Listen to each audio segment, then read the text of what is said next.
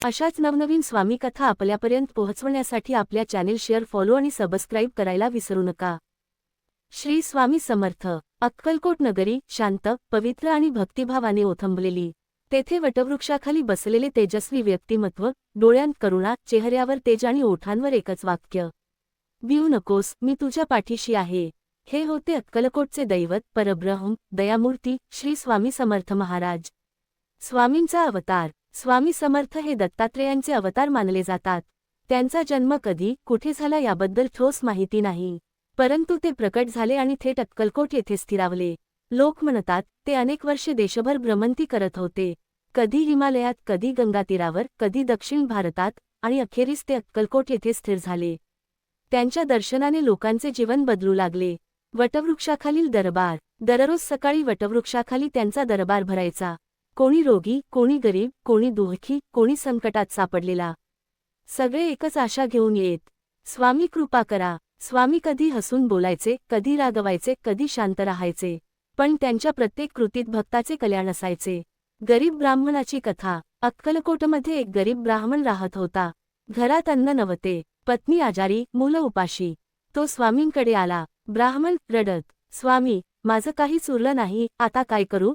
स्वामी हसले। त्यांनी त्याला एका झाडाखाली खणायला सांगितले। ब्राह्मणाला सुरुवातीला शंका आली, पण विश्वास ठेवून त्याने खणायला सुरुवात केली। काही वेळात त्याला एक लहानसा माठ सापडला, त्यात सोन्याची नाणी होती। ब्राह्मणाच्या डोळ्यांत अश्रू आले। तो स्वामींकडे धावत गेला। स्वामी म्हणाले, अरे, आम्ही आहोत ना, चिंता कशाची? सर्पदंशातून सुटका। एकदा एका भक्ताला साप चावला। गावकरी घाबरले, त्याला स्वामींकडे आणले। स्वामी शांत होते, त्यांनी फक्त पाणी घेतले, मंत्र पुटपुटले आणि त्या भक्ताच्या अंगावर शिंपडले। थोड्याच वेळात विषाचा परिणाम थांबला। भक्त शुद्धीवर आला। लोक आश्चर्यचकित झाले। स्वामी म्हणाले, जीव देणारा आणि घेणारा तो वर बसलाय, आम्ही फक्त त्याची इच्छा सांगतो। राजाला दिलेला धडा। एक श्रीमंत जमीनदार स्वामींकडे आला, अहंकाराने भरलेला। तो म्हणाला, स्वामी, माझ्याकडे खूप संपत्ती आहे। स्वामी हसले। त्यांनी मुठभर माती उचलली आणि म्हणाले, ही सुद्धा संपत्तीच आहे, पण शेवटी सगळं याच्यात मिसळणार। जमीनदाराचा अहंकार गळून पडला। तो नम्र झाला। विधवेचा आधार। एक विधवा स्त्री दररोज स्वामींना भाकर आणून द्यायची।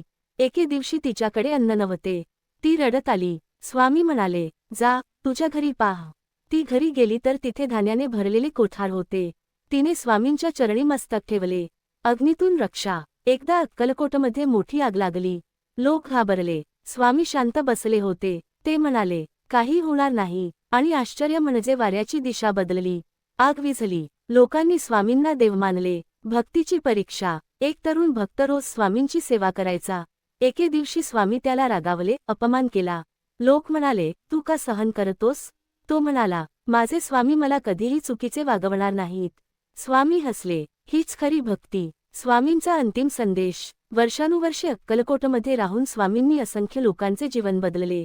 शेवटी एक दिवस त्यांनी सांगितले, आता आम्ही जाणार। भक्त रडू लागले। स्वामी म्हणाले, देह जातो पण आत्मा राहतो, आमची आठवण ठेवा, नामस्मरण करा, आणि त्यांनी समाधी घेतली। आजही जिवंत अनुभव। आजही लाखो भक्त अक्कलकोटला जातात। स्वामींच्या समाधीसमोर उभं राहिल्यावर एक वेगळंच समाधान मिळतं। ज्यांनी विश्वास ठेवला त्यांना अनुभव आला। भिवू नकोस, मी तुझ्या पाठीशी आहे।